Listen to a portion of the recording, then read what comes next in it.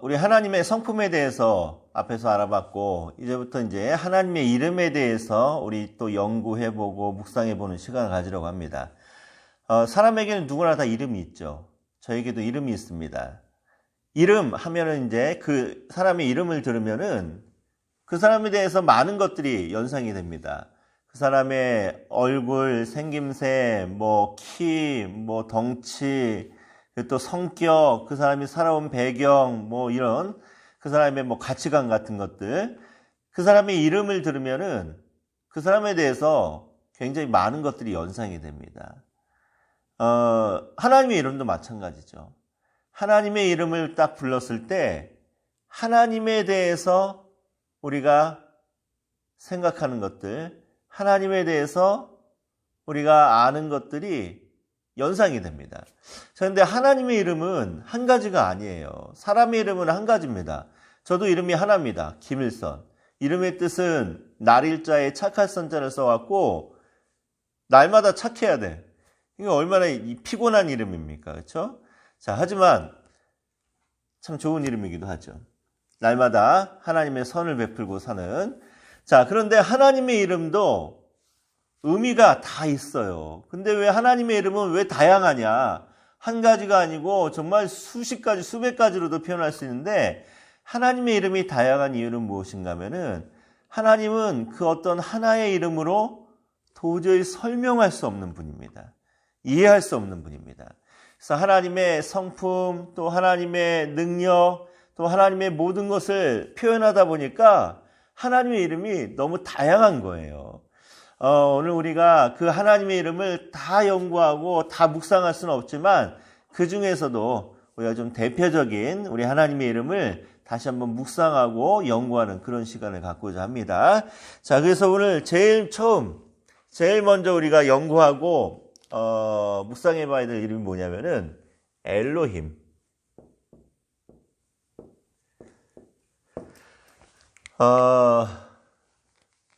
제 아내가 영상을 보면서 글씨를 보더니 참 글씨를 어떻게 그렇게 못 쓰냐고 막 그러긴 하는데, 네, 사람이 다 완벽하면 안 돼요, 그렇죠? 완벽하면 막 질투 받으니까, 시기 받고 질투를 받으니까 저희 약점이 글씨 못 쓰는 거하고 그림을 잘못 그리는 거.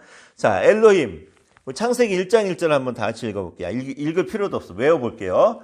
태초에 하나님이 천지를 창조하시니라.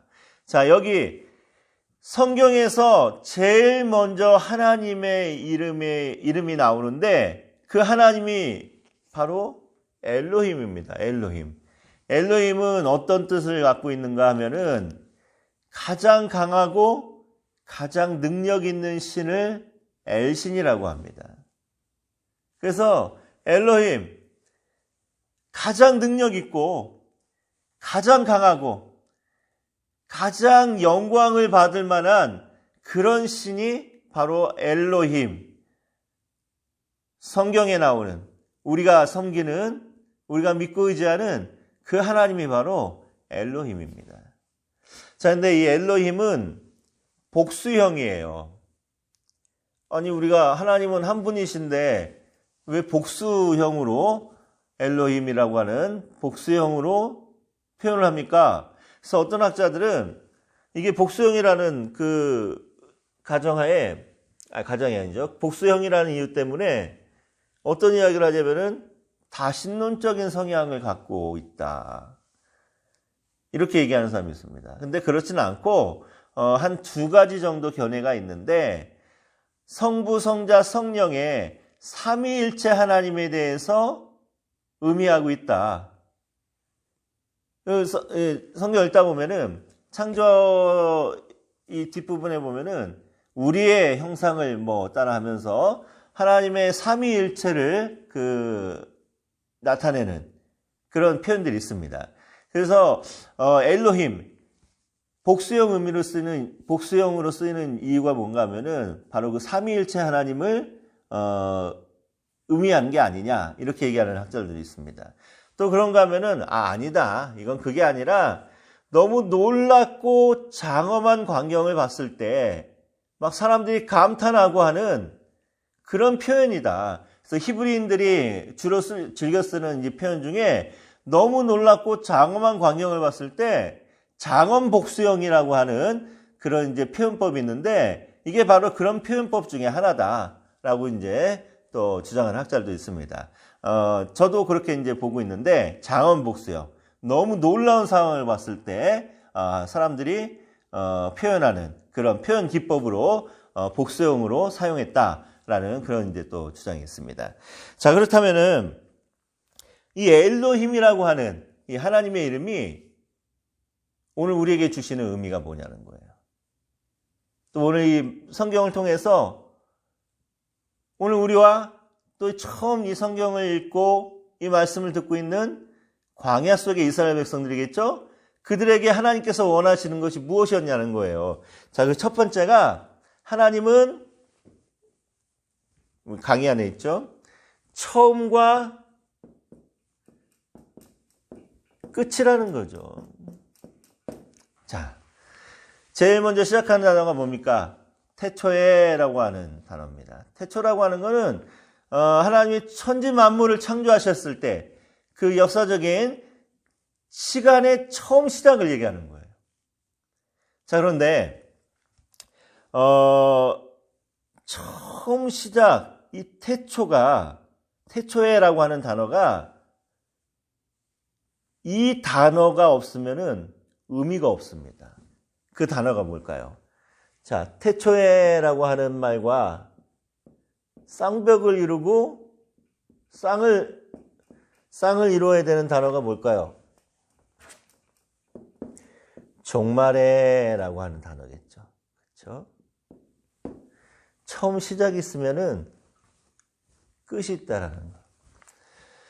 하나님이 천지를 창조할 때 어떻게 하셨다라는 거예요?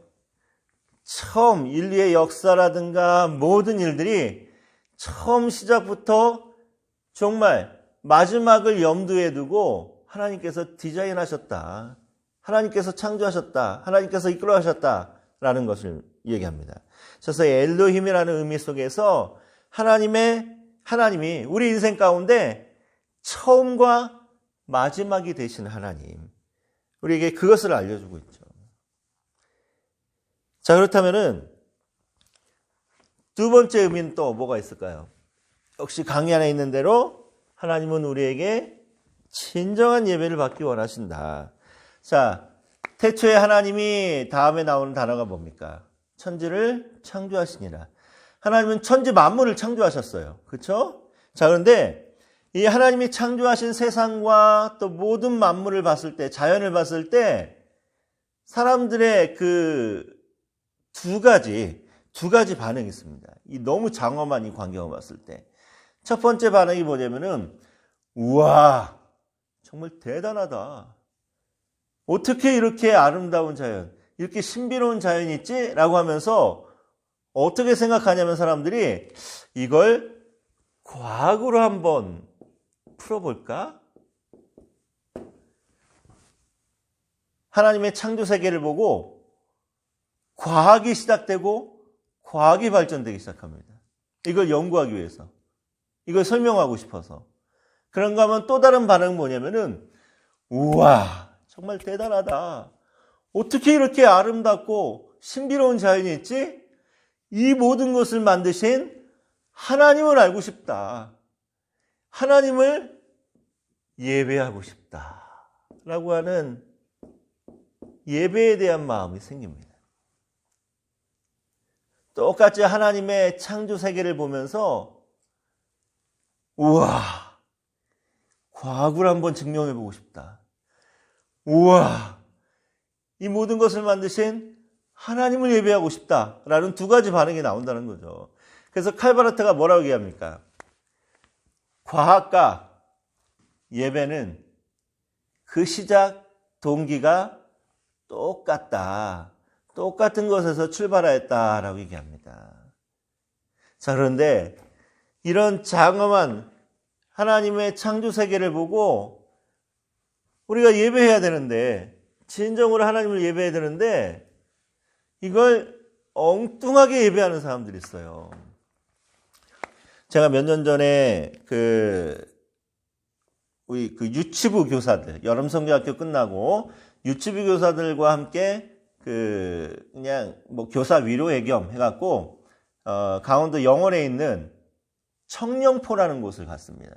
청령포 가보신 분은 알겠지만 그 단종 임금이 자기 그 삼촌이었던 세조에게 왕위를 빼앗기고 귀양가 살다가 결국은 세조에게 죽임을 당했던 그곳이 바로 이제 청령포입니다. 청령포.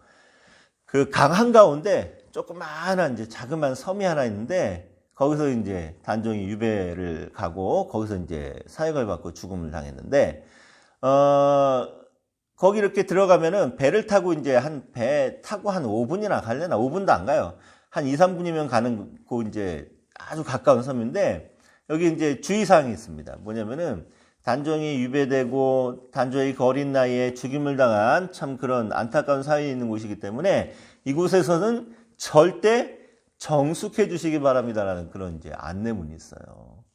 자, 근데 그날이 토요일이라 갖고 우리 팀 외에도 또 이렇게 단체로 오신 분들도 있고 개인적으로 오신 분들도 많이 있습니다. 근데 다 이제 정숙하라라는 이제 또 그런 또 의미도 있고 또 이제 거기 가보면은 그냥 정숙하고 싶어져요. 그냥 떠들고 싶은 마음이 없어집니다. 자, 근데 우리 앞에 가던 어떤 이제 한 12, 명 정도의 이제 무리가 있었는데 단체인데 이분들이 그냥 가는 곳곳마다 이렇게 시끄럽게 떠드는 거예요. 그러다가 망향대가 맞나? 이름이 생각나네. 그 단종이 그 섬 위에서도, 섬 중에서도 제일 위에 올라가서, 언덕 위에 올라가서 이렇게 고향 생각을 하면서 고향을 그리워했던 곳이 있습니다. 근데 그곳은 이제 걸어 올라가는데 그 앞에 가던 그 11, 2~3명의 이제 무리가 먼저 앞에 가면서 시끌벅적 떠들면서 딱 그 제일 정상에 가갖고 이분들 중에 한 분이 뭐라고 하냐면은 이 하나님이 주신 이 자연이 너무 아름답지 않습니까? 여러분 우리가 하나님을 찬송합시다 하라고 하더니 참 아름다워라 하면서 자기가 선창하면서 그 한 12~13명의 사람들이 정말 큰 소리로 참 아름다워라 찬송을 부르는 거예요. 제가 그 모습을 보고 얼마나 창피했는지. 여러분 그 하나님이 그 기뻐하겠습니까? 정숙하라고 하는데 그 어린 단종 임금이 억울하게 유배당하고 죽음당한 곳이니까 이곳을 관람하시는 분들은 좀 정숙해달라고 부탁하는데 거기에다 대고 그렇게 가는 곳마다 떠들어대고 신변은 단종 임금이 그 어린아이가 고향 생각하면서 그 위에 올라가서 자기의 한을 담았던 그곳에서 하나님이 주신 이 아름다운 자연을 찬송해야 된다 하면서 하나님을 찬송해야 된다면서 그 큰 소리를 이렇게 떠들면서 찬송을 부르니 제가 목사로서 너무 창피했습니다. 그래서 함께 갔던 그 유치부 부장 집사님 남자 집사님이었는데 제가 그랬어요. 집사님, 여기서는 저를 목사라고 부르지 마십시오. 저도 집사님을 형님이라고 부를 테니까 우리 여기서는 예수 믿는 사람 티내지 말자고. 창피해서 못하겠다고. 교사들, 젊은 여자 집사님 교사들한테도 그랬습니다. 여기서는 나를 목사라고 부르지 마라. 오빠라고 불러라. 근데 창피해서 도대체 여기서는 목사라고 예수 믿는다고 말 못하겠다. 이제 너무 부끄러웠습니다. 하나님 기뻐하지 않아요. 그런 예배, 그런 찬송은. 요즘은 그렇지 않은데 저 그 사역 처음 시작할 때만 하더라도 병원 신방을 가게 되면은 병원에서 예배를 드렸습니다. 신방 가고 그 좁은 병실에서 게다가 같이 신방 오신 그 권사님들, 집사님들도 우르르 모여갖고 한 6, 7명이 그 좁은 병실에서 그 침대에 이렇게 둘러싸갖고 거기서 찬송 부르고 또 대표기도 하고 또 목사님 설교하고 축도하고 이러고 또 왔단 말이에요. 제가 그때도 너무 창피했습니다. 너무 미안했습니다. 창피했다기보다. 왜냐면 다른 옆에 있는 환자들, 어떤 환자는 수술하고 온 환자도 있는데 거기서 그분들에게는 이게 얼마나 큰 소음이겠어요. 그분들이 말은 안 했지만 예수 안 믿었다면은, 예수 안 믿는 사람들이 있었다면은 그게 은혜가 되겠습니까? 내가 저것들 꼴 보기 싫어갖고 내가 교회 안 나간다. 아마 이런 마음 생기지 않았을까요? 우리가 정말 때와 장소를 가려서 예배할 줄 아는, 요즘도 그렇죠. 요즘도 목숨 걸고 예배한다고 하는 분들 많이 있는데 이게 하나님의 영광을 예배하는 게 아닙니다. 하나님이 기뻐하지 않는 예배는 그건 예배가 아닙니다. 그건 선동입니다. 선동. 오늘 우리의 예배가 정말 하나님이 기뻐하는 예배인지를 우리 하나님 앞에 한번 심각하게 기도하면서 물어보시기 바래요. 우리 대면 예배 하지 말라고 지금 정부의 지침이 있지 않습니까? 이 말씀을 곰곰이 묵상할 때 어떤 생각이 드냐면은 대면 예배, 모여서 예배하지 말라는 의미는 우리가 어디에서든지 혼자이든지 두 명이든지 여러 사람이든지 또 교회이든지 아니든지 우리가 정말 신령과 진정으로 영과 진리로 예배하기 원하시는 그 하나님의 마음을 좀 읽었으면 좋겠습니다. 우리 엘로힘이라고 하는 이 하나님의 이름 가운데 이 모든 천지 만물을 창조하신 하나님께서 진정한 예배를 받기 원하신다라는 거 우리 또 말씀을 통해서 또 이 이름을 통해서 한번 또 마음에 새겼으면 좋겠습니다. 그리고 또 이 엘로힘이라고 하는 이름이 가진 의미 또 뭐가 있습니까? 하나님은 우리에게 정말 특별한 것을 기대하고 계신다라는 거죠. 하나님이 천지 만물만 창조하신 것이 아니라 또 뭘 또 창조했습니까? 사람을 창조하셨죠. 자, 천지 창조 중에서 저하고 구약청년 공부하신 분들은 한번 복습하는 겸 창조 중에서 가장 하이라이트 사건이 뭡니까? 그렇죠. 사람을 지으신 것, 6일째 사람을 만드신 것이 하나님 창조 중에서도 가장 하이라이트, 가장 중요한 사건이에요. 자, 창세기 1장, 2장을 보다 보면은 하나님이 이제 천지를 창조하실 때 첫째 날, 둘째 날 이제 막 창조하셨는데 각기 종류대로 창조를 하십니다. 땅에 기는 것들은 땅에 기는 것의 종류대로, 그렇죠? 바다의 생물은 바다의 생물 각기 종류대로, 육지의 동물은 또 역시 육지의 동물 그 각기 종류대로, 열매 맺는 거 역시 종류대로, 뭐 씨 맺는 거, 뭐 채소 뭐 각기 다 종류대로. 자, 그런데 사람을 만드실 때는 각기 종류대로라는 표현이 없어요. 대신 어떤 표현이 있습니까? 하나님의 형상을 담게 만드셨다. 여러분, 하나님이 형상을 담게 만들었다라는 의미가 뭘까요? 그만큼 하나님이 심혈을 기울였다는 거죠. 굉장히 특별한 존재로 만들었다는 겁니다. 이것과 함께 뭘 의미하는가 하면은 우리에게 그렇게 특별하게 하나님의 형상을 담게 만들었기 때문에 우리에게 원하는 게 있어요. 뭘 원하냐면은 하나님이 허락하시는 범위 안에서 하나님이 아는 것을 우리에게 알게 해주셨습니다. 이 얼마나 큰 은혜입니까? 그렇죠? 하나님이 생각하는 것을 우리가 생각할 수 있게 해주셨습니다. 또 역시 하나님이 허락하는 범위 안에서 하나님의 마음을 품게 해주셨습니다. 또 우리가 하나님이 허락하는 범위 안에서 하나님의 이성과 하나님의 지성과 하나님의 판단력을 갖게 해주셨어요. 그만큼 사람을 특별하게 만드셨다는 겁니다. 자, 근데 이렇게 특별하게 만드신 사람에게 하나님께서 특별하게 원하는 것이 있어요. 기대하는 게 있어요. 그게 뭐냐면은 조금 전에 얘기했던 것처럼 하나님이 아는 것을 알게 하셨고 하나님의 마음을 품게 하셨고 하나님의 이성과 지성과 판단력을 갖게 해주셨단 말이에요. 이 모든 것을 가지고 어떻게 하라는 겁니까? 하나님 만드신 이 아름다운 세상, 그래서 하나님이 보시기에 너무 좋았던 이 세상을 우리가 이렇게 특별하게 하나님의 마음도 알고 하나님의 지식도 있고 하나님의 이성과 판단력도 있는 우리가 이 세상을 어떻게 해라?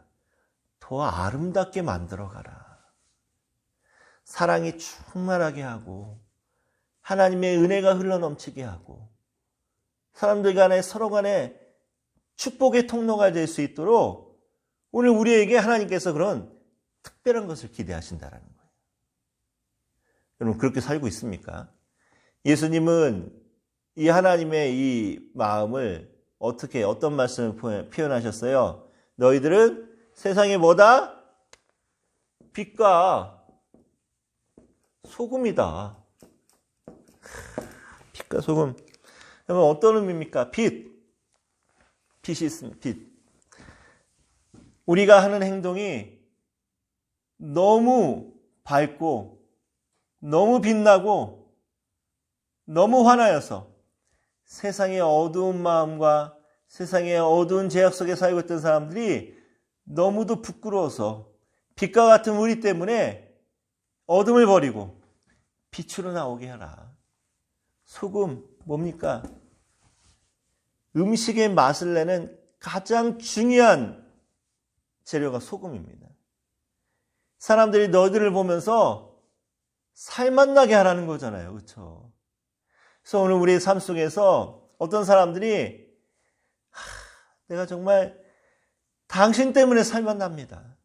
내가 당신 같은 사람만 있으면은 내가 교회 가겠습니다. 내가 당신이 믿는 하나님 나도 믿고 싶고 당신이 영접한 예수님 나도 영접하고 싶습니다. 내가 정말 당신 때문에 살맛 납니다. 이런 말 듣고 살아야 되지 않겠어요, 여러분? 근데 어떤 사람들은 내가 니네들 때문에 교회 안 가는 거야. 요즘 사회적인 분위기가 그렇잖아요, 여러분. 제가 어디 가서 목사라고 말하기가 정말 부끄럽고 두렵습니다. 막 테러 당할까 봐 요즘은. 우리가 왜 이렇게 돼야 됩니까? 빛과 소금의 역할을 감당하지 못하니까. 하나님이 우리에게 기대하셨던 특별한 것을 우리가 행하지 못하니까. 이 얼마나 안타까운 현실이에요. 우리 엘로힘이라고 하는 정말 가장 위대하시고 가장 능력 있고 가장 친송받기에 합당한 이 하나님의 이름이 오늘 누구 때문에 더럽혀지고 있는 거예요? 우리 때문에 더럽혀지고 있는 거예요. 우리가 그렇게 살지 못하기 때문에.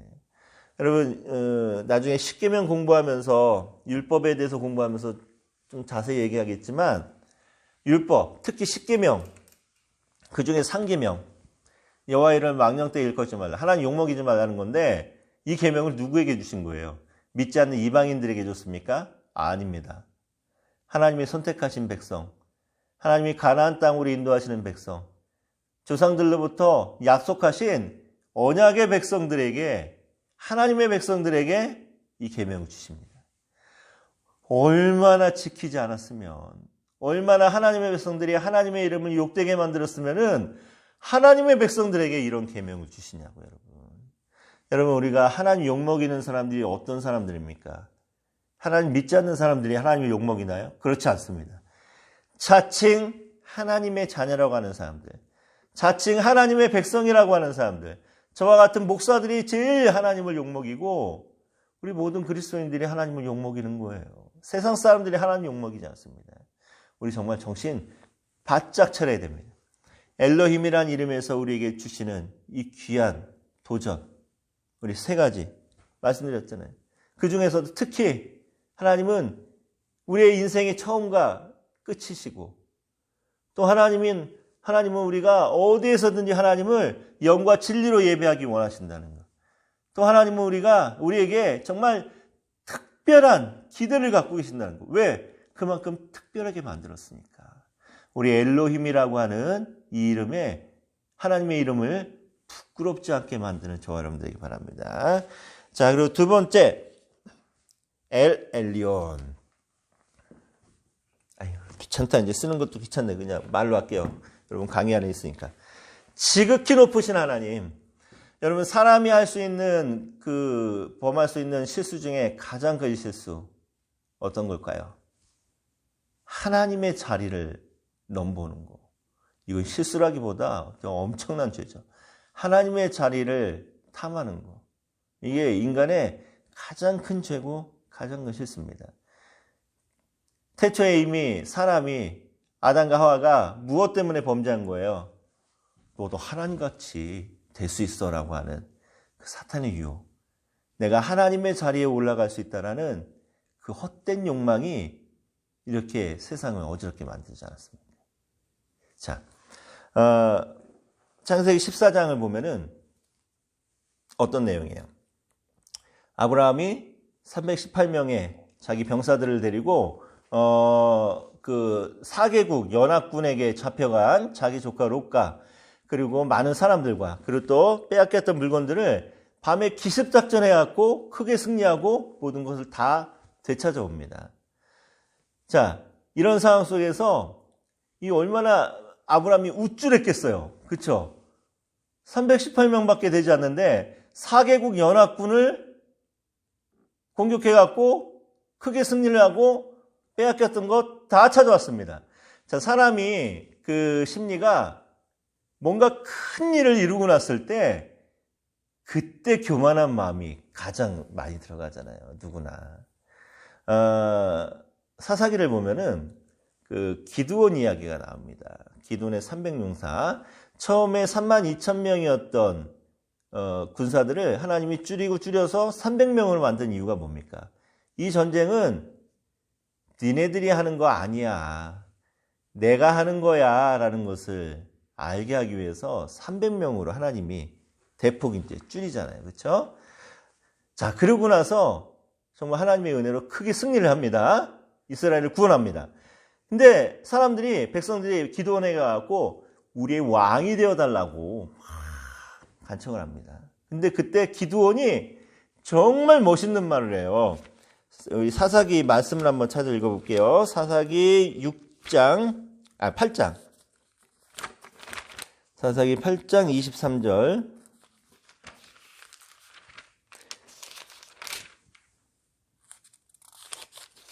8장 23절 우리 한번 다 같이 읽어볼게요. 기드온이 그들에게 이르되 내가 너희를 다스리지 아니하겠고 나의 아들도 너희를 다스리지 아니할 것이요 여호와께서 너희를 다스리리라 하니라.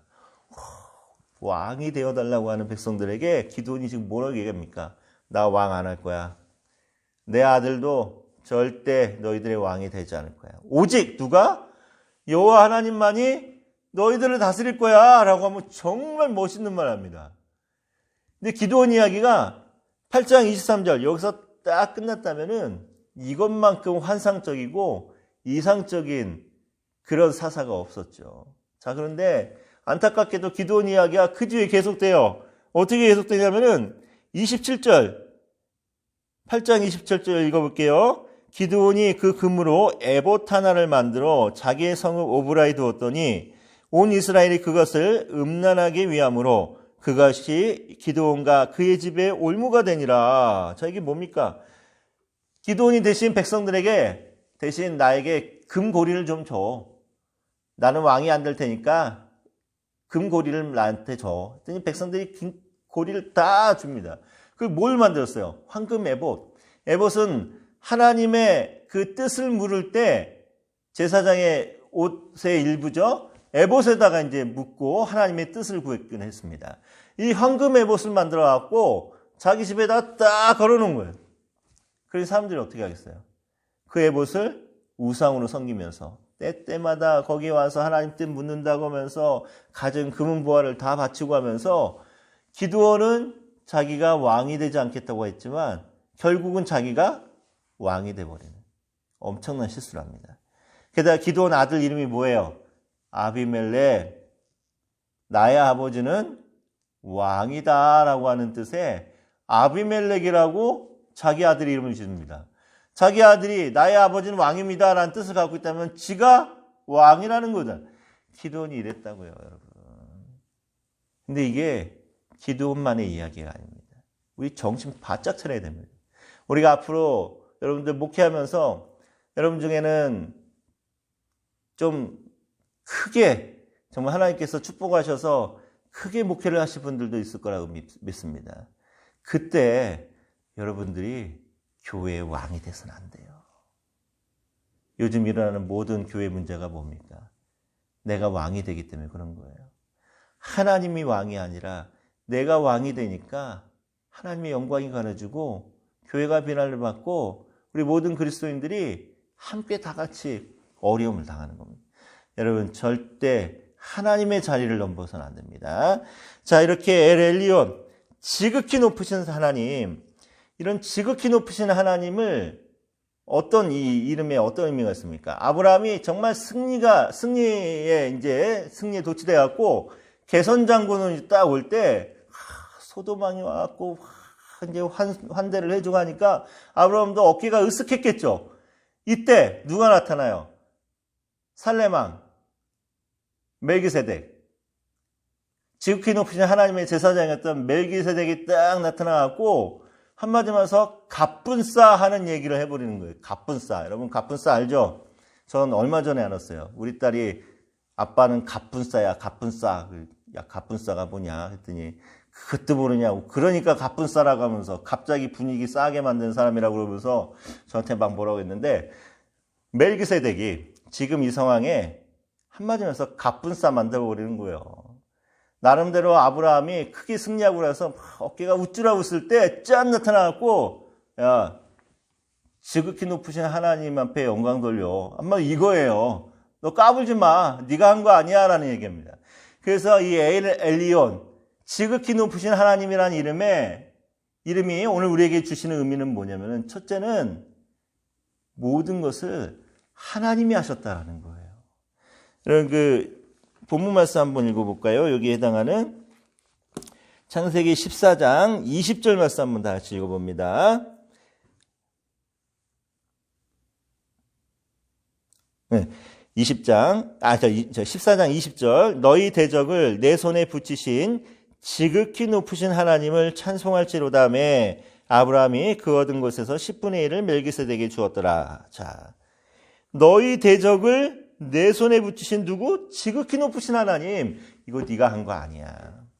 정말 지극히 높으신 엘엘리온의 하나님이 너에게 승리할 수 있도록 은혜를 베풀어 주신 거야.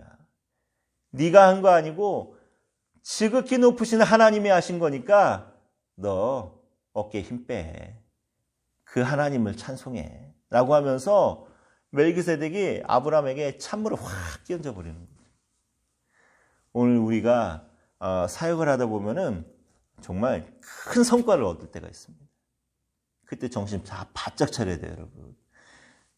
우리가 잘해서가 아니라, 우리가 능력이 있어서가 아니라 지극히 높으신 엘엘리온의 하나님이 해주신 거예요. 그래서 누구를 찬송해야 된다? 그 하나님을 찬송하고 하나님께 영광 돌려야 돼. 이게 가장 기본인데 이 기본을 목회자인 우리가 모를 때가 너무 많다라는 거예요. 생활에 적용하지 못할 때가 너무 많다는 거예요. 자, 지극히 높으신 엘엘리온의 하나님, 하나님이 모든 걸 다 하셨다라는 것을 우리에게 알려줍니다. 또 그런가 하면은 하나님만이 진정한 복을 주신다. 멜기세덱이 아브라함에게 뭐라고 얘기합니까? 19절에 보니까 그가 아브라함에게 축복하여 이르되 누구에게? 천지의 주제이시오 지극히 높으신 하나님이여 아브라함에게 복을 주옵소서. 그 앞에 소돔왕이 네가 가져온 거 너 다 가져. 사람들만 나한테 보내 라고도 했고, 아브라함이 또 이 전쟁에서 승리하고 와갖고 얼마나 많은 전리품들이 있겠습니까? 또 아브라함의 이름이 얼마나 유명해지고 또 명예가 막 높아졌겠습니까? 자, 그런 아브라함에게 모든 것을 이제 다 성취할 수 있었던 그런 아브라함에게 지금 멜기세덱이 뭐라고 얘기하는가 하면은 지극히 높으신 하나님, 이 하나님이 너에게 복을 주기 원한다. 이 의미는 세상의 그런 헛된 복이 그게 진짜가 아니다. 하나님이 주시는 복이 진짜 복이라는 거예요. 여러분, 오늘 우리에게도 하나님께서 주시는 복이 진짜입니다. 세상에서 주는 복은요, 이건 언제 변할지 몰라요. 우리가 하나님이 주는 것만이 진짜인 줄 믿고, 하나님이 내게 주시는 것만이 나의 것인지를 믿고, 여러분 그 하나님을 찬송하기 바랍니다. 자, 그런가 하면은 엘엘리온의 이 하나님의 이름이 또 우리에게 주는 의미는 뭡니까? 하나님께 감사라는 거죠. 감사. 아브라함이 멜기세덱에게 뭘 바칩니까? 11조를 드리죠. 11조 의미가 뭡니까, 여러분? 하나님이 나에게 주신 모든 것에 대한 감사의 표현이 11조입니다. 내가 일할 수 있는 직장도 주시고, 나와 함께 일할 수 있는 사람도 주시고, 때때마다 나에게 좋은 아이디어를 주셔서 지혜롭게 일할 수 있는 하나님의 은혜도 주시고 이 모든 환경들을 다 허락해 주신 하나님께 감사하는 거예요. 그래서 나에게 주어진 모든 축복들이 이 모든 것들이 하나님께서 주신 것을 고백하면서 하나님께 감사를 표현하는 것이 바로 11조입니다. 오늘 멜기세덱에게 아브라함이 11조를 드린 의미는 바로 이 엘리온의 하나님, 지극히 높으신 하나님께 내가 감사하겠다라는 거예요. 아브라함이 정말 영적으로 깨어있던 사람이란 증거가 뭡니까? 이런 승리감에 취해 있을 때 멜기세덱이 찬물을 확 꼈지만 가뿐싸게 버리지만 그 말을 새겨듣고 정신을 바짝 차렸다라는 거예요. 그리고 오직 지극히 높으신 하나님께 감사했다라는 거예요. 여러분 우리의 삶을 항상 인도하시고 모든 것을 다 해결해 주시는 또 우리에게 모든 복을 주시는 엘리온의 하나님께 항상 감사하는 저와 여러분 되기 바랍니다. 자, 세 번째 이름은 또 뭡니까? 엘로이, 나를 감찰하신 하나님. 본문 말씀은 창세기 16장이죠. 나를 지켜보신 하나님. 자, 아브라함과 사레가 가나안 땅에 온 지 10년이 지났습니다. 10년이면 강산도 변한다고 하는데 하나님의 약속이 이루어지지 않고 있는 거예요. 너에게 큰 민족을 주겠다라고 했는데 그 민족은커녕 아들 하나 없으니 아브라함과 사레가 얼마나 초조했겠습니까? 자, 이 초조함 속에서 결국은 하나님의 일은 하나님의 방법대로 해야 되는데 아브라함과 사레에게는 아직 그만한 믿음이 없었던 거예요. 그래서 여러분 너무 잘 알듯이 하갈이라고 하는 몸종을 통해서 하나님의 뜻을 이루려고 합니다. 아브라함이 새 장가를 가죠. 근데 하갈이 임신을 한 거예요. 그랬더니 하갈에게 교만한 마음이 들어서 어떡합니까?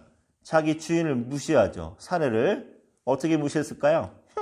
애기도면 나는 주지 하면서 막 무시했을 거란 말이에요. 사례가 한마디만 해서 열받는 거지. 저것이 내가 팔자를 고쳐줬더니 나를 무시하면서 배벌렁 나온 임산부를 막 구박합니다.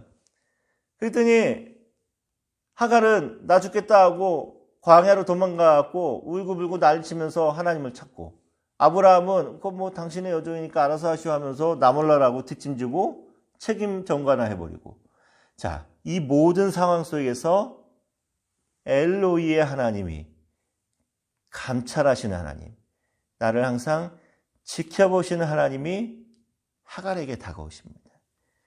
그렇다면 이 엘로이의 하나님, 나를 지켜보시고 감찰하시는 하나님의 이 이름이 또 오늘 우리에게 주는 의미가 뭐냐는 거죠. 그 첫 번째가 하나님은 각자의 자리로 돌아가길 원하신다. 혹은 다른 표현으로 자신의 사명을 감당하기 원하신다라는 거죠. 하나님께서 하갈에게 나타나셔서 뭘 얘기하십니까? 한마디로 해서 야 하갈아, 지금 너 여기가 있는 곳이 어디냐? 네가 있어야 될 곳이 어디냐? 네가 돌아가야 될 곳이 어디냐라고 하면서 하갈의 위치에 대해서 이야기합니다. 그러면서 하갈을 뭐라고 불러요? 사레의 여종 하갈아라고 하면 부릅니다. 16장 8절 보니까 이르되 사레의 여종 하갈아, 네가 어디서 왔으며 어디로 가느냐? 그가 이르되 나는 내 여주인 사레를 피하여 도망하나이다.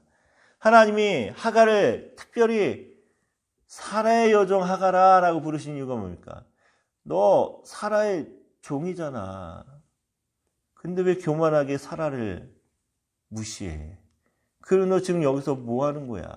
네가 있어야 될 자리가 여기가 아니잖아.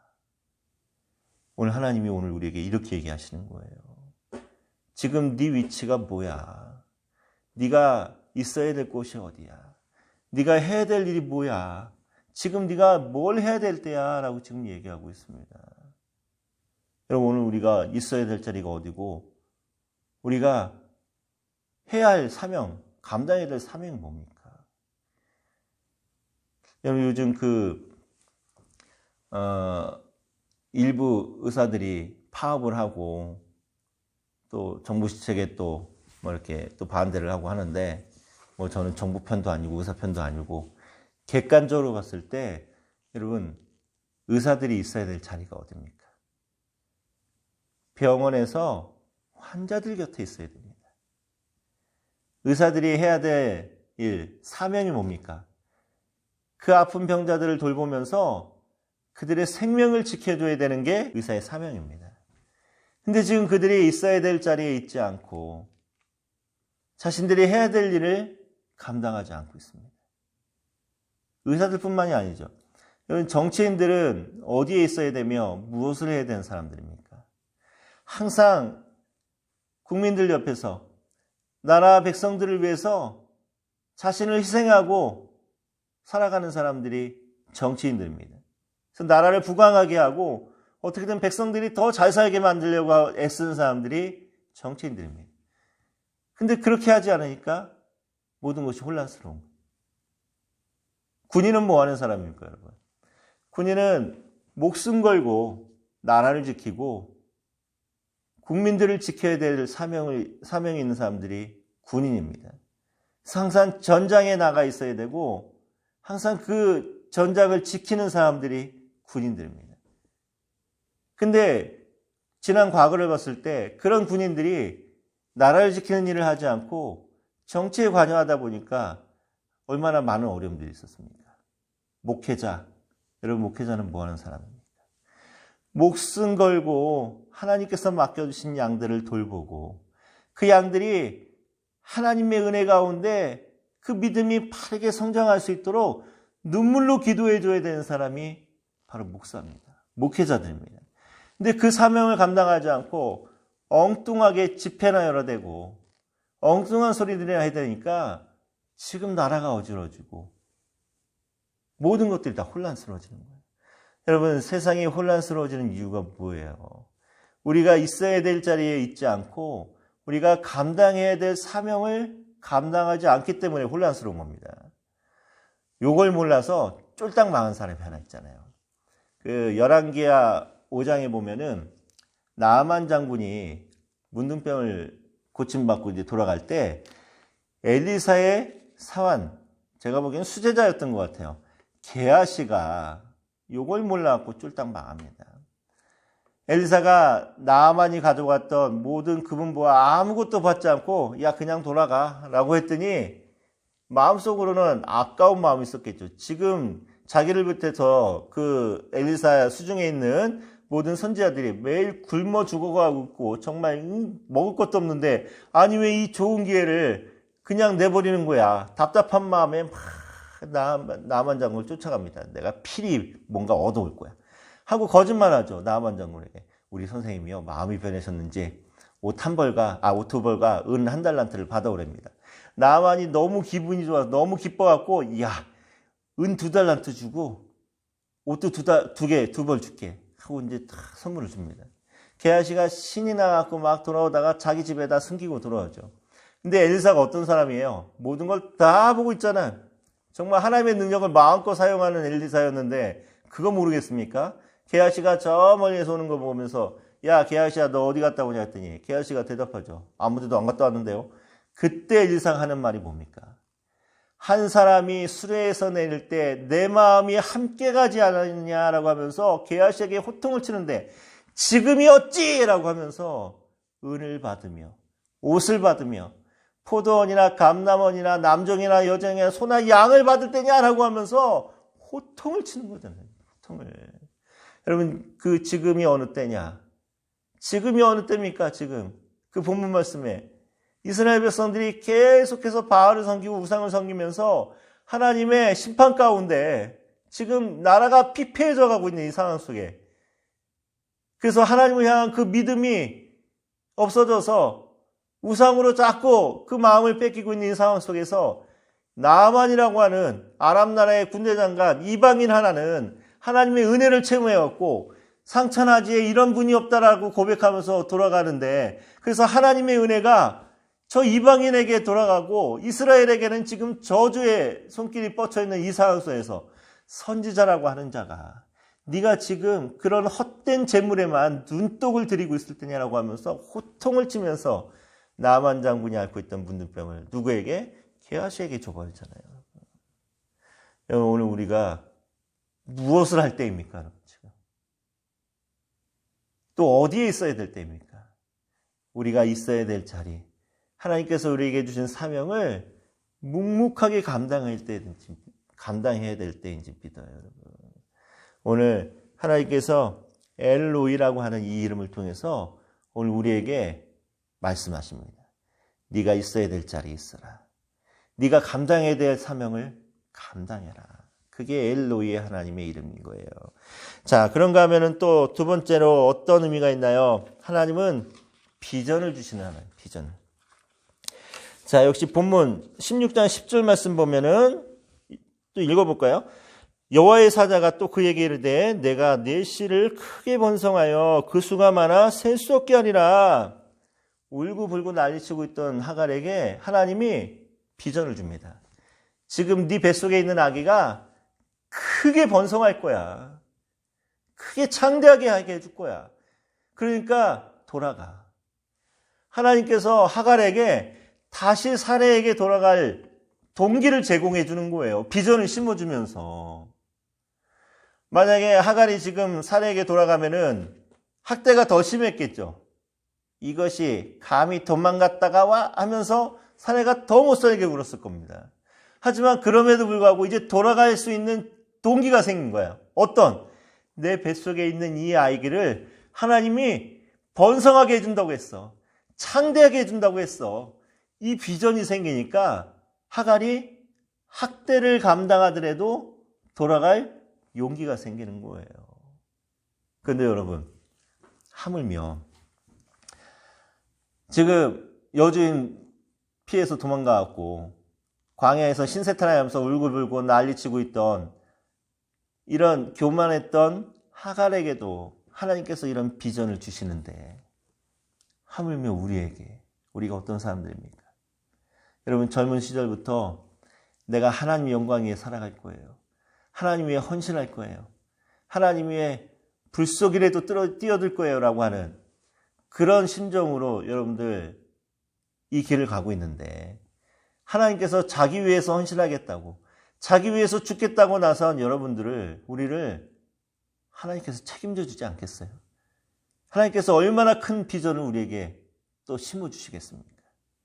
그러니까 조금만 견디요. 인내하시면 됩니다.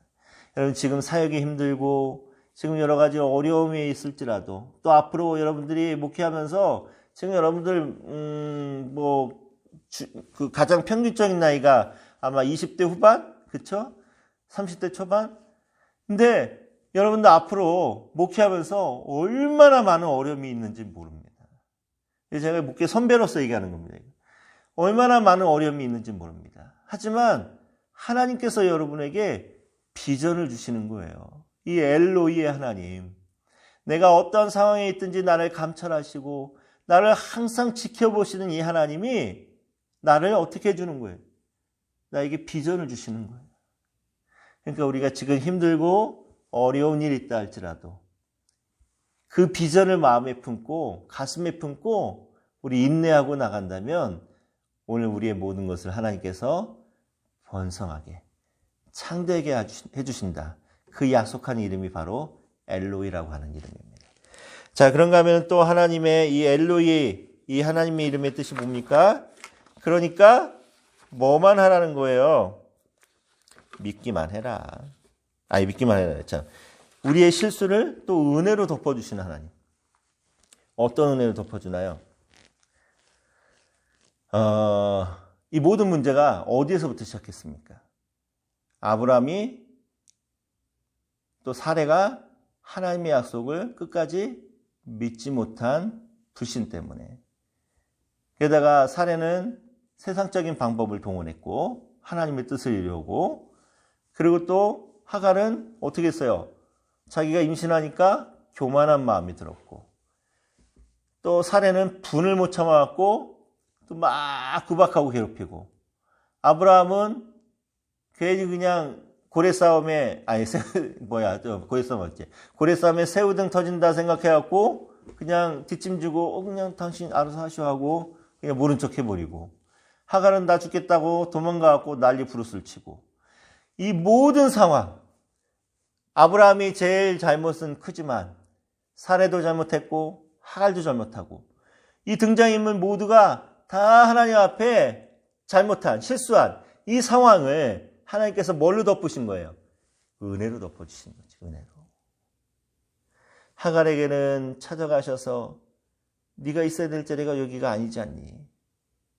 사명을 감당하라고 하면서 네 자리에 돌아가라고 하면서 비전도 주시고 위로도 해주시고 또 사레와 아브라함의 그 불신, 그 믿음 없음도 하나님이 탓하지 않으시고 모든 것을 가장 은혜롭게 가장 선한 방법으로 덮어주셔서 아브라함과 사레가 말 그대로 훗날에 정말 믿음의 조상이 될 수 있는 그 모든 형편들을 하나님께서 만들어 가시더라는 거예요. 그래서 오늘 우리에게도 소망이 있습니다. 우리가 때로는 실수할지라도 우리가 때로는 넘어질지라도 하나님께서 그 모든 것을 뭘로 덮어주시는 거예요? 은혜로 덮어주시는 거예요.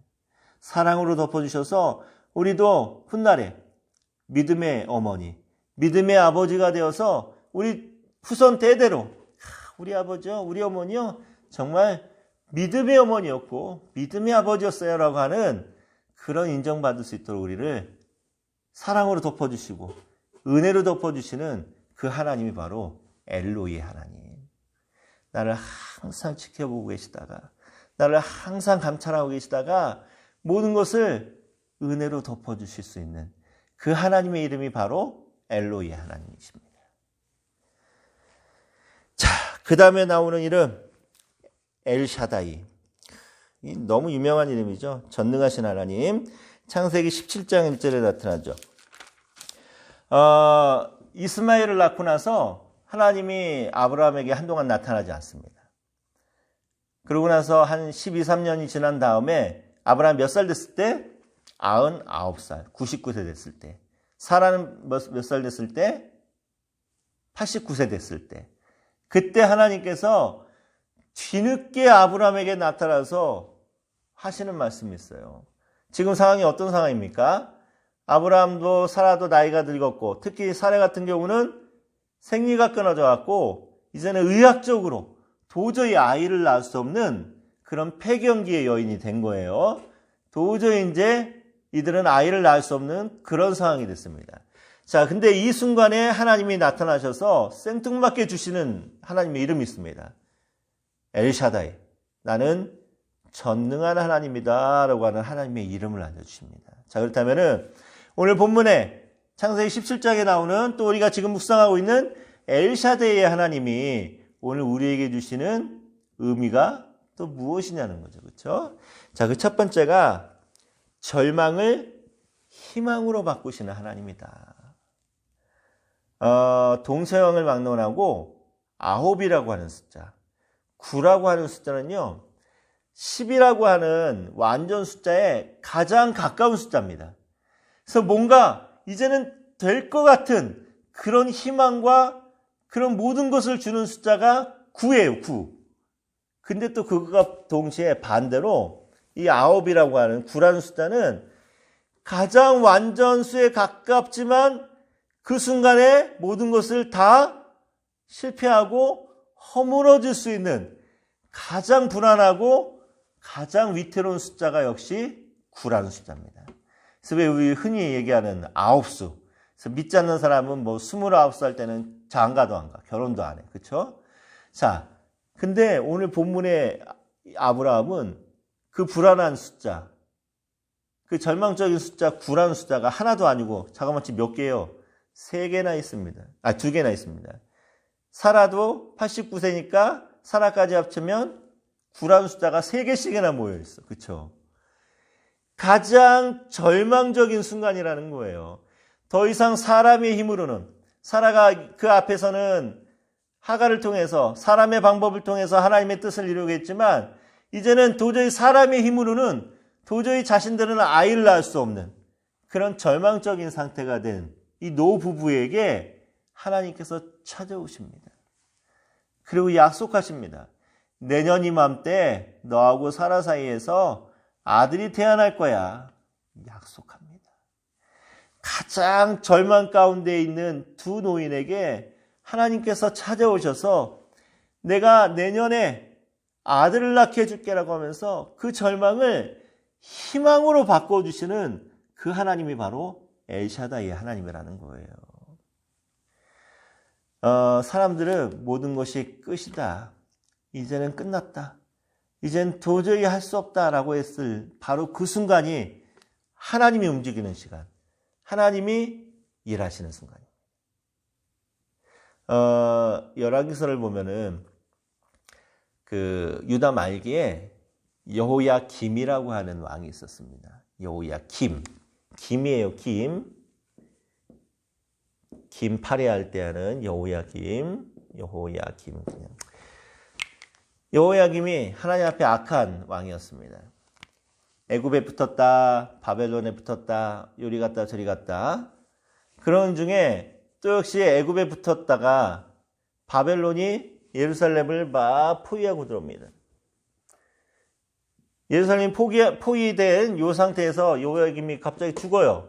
많은 학자들은 아마 바벨론파의 사람들에 의해서 암살당하지 않았겠는가라고 이제 추정을 하는데 근거는 아직 없고, 어쨌든 여호야김이 죽고 누가 아들이 되는가 하면은 그의 아들이었던 여호야긴이라고 하는 17살의 어린 아들이 왕이 됩니다. 근데 여호야긴이 왕이 되자마자 3개월 만에 예루살렘이 함락되면서 이 나이 어린 여호야긴이 17살에 바벨론으로 포로로 끌려가 버리고 맙니다. 그리고 여호야긴은 어떻게 돼요? 평생을 30년이 넘는 긴 세월 동안을 바벨론의 포로로 살고 있다가 나중에 석방돼서 자유의 몸이 되는 것으로 열왕기서가 끝이 납니다. 자, 근데 여호야긴이 이렇게 어린 나이에 남의 나라로 포로로 가서 감옥에 갇혀서 수십 년 동안을 감옥살이를 하게 돼요. 그러고 나서 시드기야라고 하는 마지막 유다의 왕이 바벨론에 의해서 꼭두각시 왕으로 세워집니다. 근데 시드기야도 한동안 바벨론을 잘 섬기다가 노선을 갈아타요. 바벨론에 반기를 듭니다. 애굽에 붙어버립니다. 그러니까 바벨론이 또 열받아갖고 쳐들어왔어요. 또 예루살렘을 포위해갖고 도망가는 시드기야 잡아갖고 두 눈을 뽑아버리고, 두 눈 뽑기 전에 두 아들을 다 죽여버리고 두 눈을 뽑아버리고 시드기야는 포로로 끌려가서 바벨론에서 죽어버립니다. 이때 수많은 유다의 왕족들이 다 죽임을 당합니다. 그리고 포로로 끌려가기도 하고. 근데 거의 왕족들이 죽임을 당하는데 여호야긴은 이미 10년 전에 포로로 끌려와서 바벨론에서 살고 있었기 때문에 이때 화를 면해서 목숨을 보존하게 됩니다. 그래서 여호야긴을 통해서 나중에 누가 태어나요? 바벨론에서, 페르시아에서 포로 귀환을 했을 때 포로들을 이끌고 와서 성전을 건축하는 스룹바벨이 태어나고, 그 스룹바벨을 통해서 훗날에 누가? 예수 그리스도가, 메시아가 이 땅에 오시는 엄청난 역사가 일어납니다. 여러분, 우리가 보기에는 17살의 어린 나이에 포로로 끌려가고 30년이 넘는 긴 세월 동안을 감옥에 살다가 50대의 나이에 석방이 됩니다. 우리가 그냥 보기에는 참 불쌍한 인생이잖아요. 그렇죠? 정말 희망이라고는 찾아볼 수 없는 그런 인생입니다.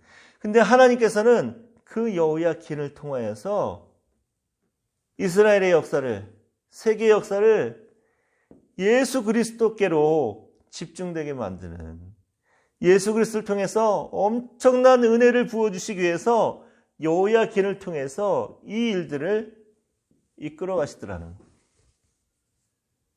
그래서 지금 망했다, 지금 끝났다라고 낙심하지 말고 절망하지 마시기 바랍니다.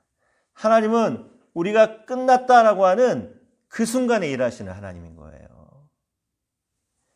오늘 이 하나님의 이름을 묵상하면서 우리 엘샤다이 하나님, 우리 하나님께서는 우리를 이렇게 모든 형편들을 지켜보시고 또 모든 것을 또 이끌어 가시고 모든 것을 절망 속에서 희망으로 바꿔주시는 이 하나님을 우리가 의지하기 바랍니다. 그리고 또 엘샤다이 하나님, 두 번째는 약속은 반드시 지키는 하나님이라는 거.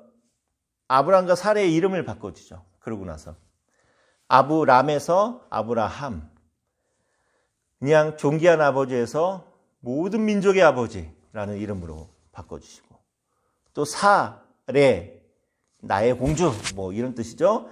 여기서 사라, 모든 산자의 민족의 어머니라고 하는 정말 엄청난 이름으로 바꿔줍니다. 영향력 있는 이름으로 바꿔주는 거예요. 하나님이 누군가의 이름을 바꿔준다는 의미는 너는 내 거야, 내가 너의 주권자야 라고 하는 그런 의미도 있지만 책임지겠다는 거예요. 뭘? 앞으로 너의 인생을 내가 책임질 거야 라고 하면서 하나님께서 이름을 바꿔줍니다. 그러면서 약속하는 거예요. 반드시 약속 지킬 거야. 네가 그냥 존귀한 아버지가 아니라 모든 민족의 아버지가 될 수 있는 그 약속을 내가 반드시 지킬 거야. 하나님의 약속. 사례에게는 그저 나의 공주, 한 사람한테만 사랑받고 귀함받는 그런 여자가 아니라, 그런 공주 같은 여자가 아니라 모든 사람들을 품고 나갈 수 있는 그런 열방의 어머니, 그런 큰 뜻을 품은 민족의 어머니로 내가 너를 약속할 거야. 하나님의 약속입니다. 약속. 그 이 약속은 하나님의 은혜 가운데 하나하나 이루어져 갑니다. 오늘 우리에게도 하나님이 약속하신 게 있어요. 반드시 하나님이 약속합니다. 약속한 거 이루어 주십니다. 그리고 또 오늘 우리에게도 그 약속의 의미로 우리의 이름도 바꿔주셨잖아요. 성경을 보면은 또 이름을 바꿔서 인생이 바뀐 사람이 또 있죠. 야곱, 그쵸? 야곱, 빼앗는 자, 움켜쥐는 자, 이런 의미. 그 의미에서 야곱이 천사와 하나님과 씨름하고 나서 얻은 이름, 이스라엘. 네가 하나님과 함께 사랑과 결혼 이겼다. 여태까지는 인간적인 방법으로 아버지하고 씨름이나 하고 형이나 씨름하고 장인하고 씨름하면서 그저 갈취하고 탈취하는 그런 인생이었다고 한다면 이제부터는 내가 너를 책임지고 당당하게 누구하고 겨루든지 이길 수 있는 그런 인생으로 바꿔주겠다. 야곱의 인생을 바꿔줍니다. 오늘 우리의 인생도 하나님이 바꾸어 주셨어요. 새로운 이름으로. 어떤 이름? 성도라고 하는 이름. 우리의 이름 앞에 성도 김일선. 여러분, 성도라고 하는 새로운 이름을 주신 하나님의 의미가 뭡니까? 내가 너를 나의 자녀로, 나의 백성으로 삼아서 내가 네 인생을 끝까지 어떻게 하겠다? 책임지겠다. 우리 하나님께서 책임져 주신다는데, 약속하시는데 뭐가 두렵습니까, 여러분? 자, 그리고 또 이 엘샤다의 이름, 그러니까 뭐만 하라는 거예요? 믿기만 해라. 창세기 17장 1절 보니까 나는 전능한 하나님이라 내 앞에 행하여 어떻게 하라? 완전하라 라고 얘기합니다. 완전하라는 말 의미는 내 앞에서 흠없이 살라라는 거예요. 아무 결점 없이. 자, 그런데 사람이 하나님 앞에서 흠없이 살 수 있습니까? 없어요. 누구나 흠이 있습니다. 이렇게 살 수 있는 사람은 아무도 없습니다. 그럼에도 불구하고 하나님께서 흠없이 살라라고 하면서 엘샤다이 하나님의 이름으로 흠없이 살라라고 하는 의미는 뭡니까? 나 엘샤다이 하나님이 다 해결해 줄 거야. 다 책임져 줄 거야. 그러니까 뭐만 하라는 거야? 너는 믿기만 하라. 그래서 아브라함이 그를 믿으니 그게 하나님의 앞에 아브라함의 의가 돼서 하나님이 믿음의 조상으로 아브라함을 세워가십니다. 믿기만 하라. 응? 하나님이 그렇게 해주신다는 거예요. 비록 우리가 부족하여도 하나님이 행하시는 모든 일들을 믿기만 한다면 하나님께서 반드시 우리를 어떻게 하신다? 의롭게 해주신다. 오늘 엘샤다이 하나님의 그런 의미가 있습니다. 여호와 이레 몇 개 더 남았는데 요거 하나만 하고 오늘은 수업 마치고 나머지 이름은 우리 다음 시간에 조금 하고 그리고 창조 진도 나가도록 할게요. 자, 여호와 이레 뭡니까? 미리 보시는 하나님, 미리 준비하시는 하나님. 창세기 22장 1절, 19절, 요 안에 이제 담겨 있는 이름이죠. 자, 아브라함이 하나님의 그 명령대로 이삭을 번제로 바치려 했을 때 하나님이 미리 아브라함에게 필요한 번제에 쓸 양을 준비합니다. 그래서 나온 이름 여호와 이레라고 하는 이 이름이 오늘 우리에게 주는 의미는 또 뭡니까? 첫 번째는 하나님은 우리가 가장 소중하게 생각하는 것을 내려놓기를, 포기하기를 원하신다는 거예요. 22장 보시면은, 창세기 22장 보시면은 제일 처음 시작한 단어가 뭡니까? 그 일 후에. 여기서 그 일이라는 게 뭐예요? 지금까지 하나님이 아브라함에게 약속하시고 행하셨던 모든 일, 그 다음에 하나님이 아브라함을 시험하시는데 뭘 시험합니까? 아브라함아, 네 독자 이삭을 나에게 번제로 바쳐라. 여러분, 이삭은 아브라함에게 어떤 존재입니까? 가장 소중한 존재, 가장 소중한. 세상에 억만금을 준다고 해도 바꿀 수 없는 나의 가장 소중한 아들이 이삭입니다. 100살에 나왔으니 안 그렇겠어요, 여러분? 근데 가장 소중한 이삭을 하나님께서 뭐로 바치라는 거? 번제로 바치라는 거. 포기하라는 거. 번제가 어떤 제사예요, 여러분? 재물이 있으면 한마디로 해서 재물 죽이고 가죽 벗기고 토막 내고 모든 것 다 불로 태워갖고 영규로 드리는 제사가 번제입니다. 근데 그 사랑하는 아들을, 가장 소중한 아들을 번제로 바치래요. 포기하라고 합니다. 왜? 포기해야 하나님이 예비하신 하나님의 은혜가 임할 수 있으니까. 자, 우리 한번 생각을 해볼게요. 하나님이, 우리는 이제 결말을 알잖아요. 하나님이 아브라함이 이삭을 번제로 바치려 했을 때 미리 준비하신 양을 준비합니다. 이 양이 언제부터 준비됐을까요? 자, 저하고 구약총론 공부하신 분들은 수업 시간에 다뤘던 내용인데 복습한다 생각하고 들으시고 안 들으신 분들이 있으니까, 자, 제가 그림 좀 못 그린다고 아까 했으니까 이해해 주시고, 하나님이 양을 언제부터 준비하셨을까요? 아브라함이 하나님의 명령을 듣고 길을 떠난 3일 전, 번제로 바치기 3일 전, 이 3일 전에, 역시 반대편에 3일 전에 어디선가 누군가의 목장인지 모르지만 양 한 마리가 가출을 합니다. 세상 구경이나 해볼까? 하면서 가출을 합니다. 아브라함이 3일 동안 모리아산 이쪽 편으로 아들을 데리고 오는 동안 이 양도 아이고 세상이 참 좋구나 하면서 보이진 않지만 3일 동안 반대편으로 옵니다. 아브라함이 산 밑에서 종들을 기다리게 하고 내가 저기 가서 예배하고 올게 아기랑,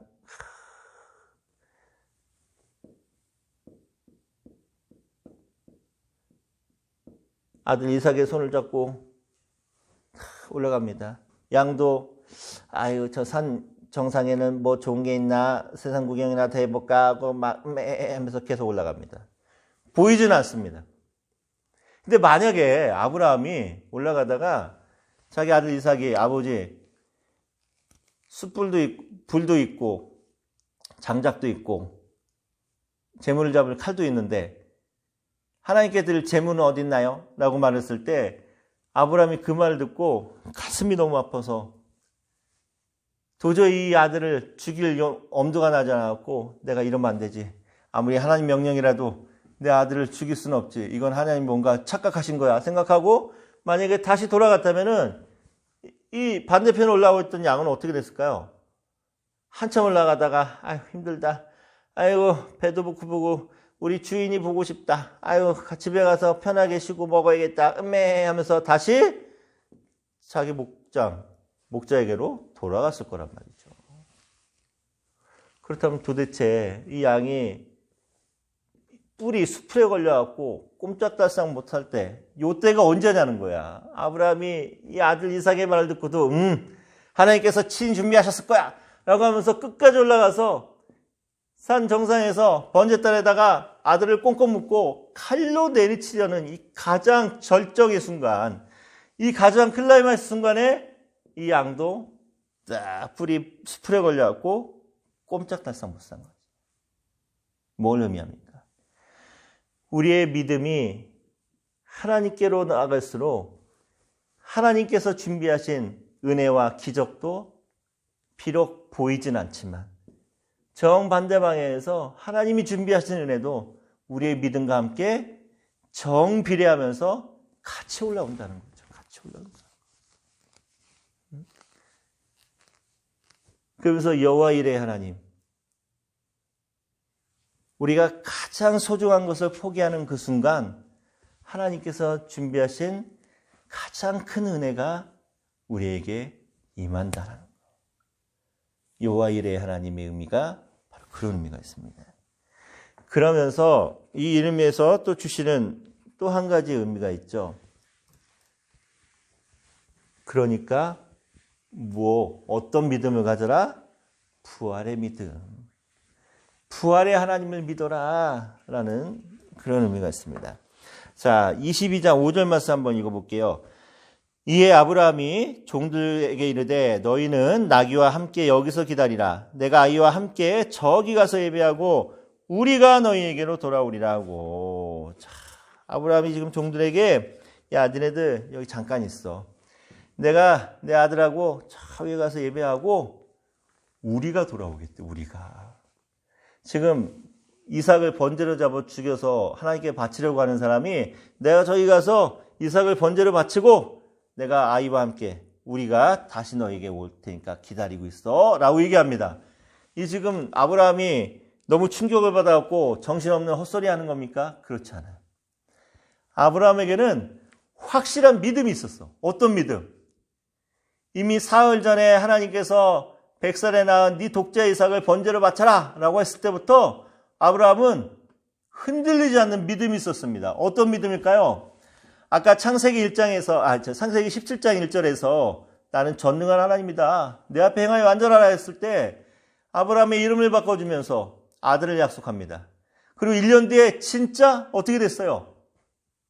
이삭이 태어난 거예요.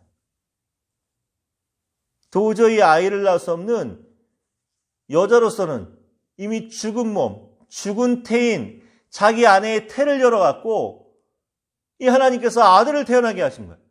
그때 아브라함이 어떤 믿음이 생겼을까요? 하나님은 정말 불가능이 없는 전능하신 하나님이구나.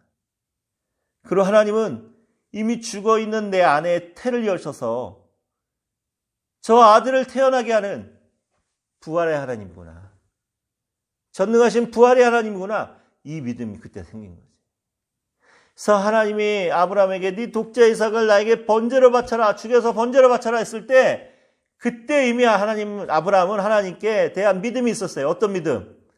내가 이 아들 번제로 바쳐 죽여도 하나님께서 반드시 살려낼 거야. 내가 내 아들 하나님께서 약속하신 거 밤하늘의 별과 같이 바닷가의 모래알 같은 수많은 후손을 이루게 하겠다는 그 약속. 그 약속을 이룰 수 있는 유일한 방법인 내 아들 이삭을 죽여서 번제로 바친다 할지라도 전능하신 하나님께서 어떠한 방법을 동원해서든지 다시 살려내실 거야. 그래서 그 약속을 반드시 이루어 주실 거야 라고 하는 부활의 하나님에 대한 믿음이 있었다는 거예요. 여러분, 오늘 우리에게 필요한 믿음이 바로 이 부활의 하나님입니다. 여러분, 기적 중에서 가장 큰 기적이 뭐겠어요? 죽었던 사람을 다시 살려내는 게 가장 큰 기적입니다. 이건 사람이 할 수 없는 기적입니다. 하나님만이 할 수 있습니다. 근데 우리 하나님이 그런 하나님이라는 거예요. 죽어있던 사라의 태를 열어서 이삭을 태어나게 하신 것처럼 죽어있던 우리 예수님 3일 동안 무덤에 갇혀있던 예수님이 무덤 문을 박차고 나오셨던 것처럼 부활의 하나님이 우리와 함께 하시는데 가장 큰 기적과 능력을 가지신 전능하신 부활의 하나님이 우리와 함께 하시는데 우리가 두려울 게 뭐가 있겠어요? 우리 마음에 자꾸 근심이 생기고 두려움이 생기고 할 수 없다라는 그런 절망감이 생기는 이유가 뭡니까? 부활의 하나님을 믿고 의지하지 못하기 때문이라는 거지. 오늘 여호와 이레의 하나님, 이 이름이 오늘 우리에게 주시는 가장 큰 메시지는 뭡니까? 부활의 하나님을 믿어라. 그 부활의 하나님을 의지하고 담대하게 나아가라. 여러분, 지금 세상이 너무 힘들고 어려운 상황입니다. 제가 작년 6월 30일 날 개척했는데, 개척하고 6개월 지나고 나서 올 초에 코로나가 터지면서, 그러고 나서 지금 아무것도 못하고 있습니다, 사실. 지금 전도도 안 됩니다. 여러분, 대형 교회들, 성도들이 많이 있는 교회들은요, 뭐 목숨을 걸고 대면 예배 하겠다라고 해도 그들은 걱정할 게 없어요. 왜? 기존에 있는 성도가 있기 때문에. 근데 저는 우리 세 식구, 또 우리 부모님, 그리고 함께 이렇게 예배하시는 우리 선교사님 사모님이 한 분 계시고, 또 함께 예배를 돕고 있는 권사님 한 분 계시는데 10명도 채 되지 않습니다. 근데 이런 상황 속에서 코로나가 터지고 나니까 교회에 대해서 또 목사에 대해서 안 좋은 인식들이 너무 커져다 보니까 사실 전도의 문이 막혔습니다.